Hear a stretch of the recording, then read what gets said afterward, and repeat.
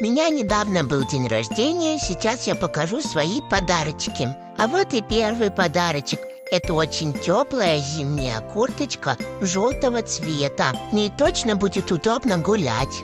Второй подарочек – это целый образ. Красная бандана, носочки и джинсовка. К ней я добавила свою ковбойскую шляпку. А эти таблеточки мне не нравятся, но родители сказали, что их обязательно нужно принимать. Следующий подарочек – это такая головоломка. Так сказать, развивашка для мозгов. А это какой-то водолазный костюм или что? Ладно, для питерской погоды в самый раз. И самые мои любимые подарочки – это, конечно, вкусняшки. Спасибо, что досмотрели до конца.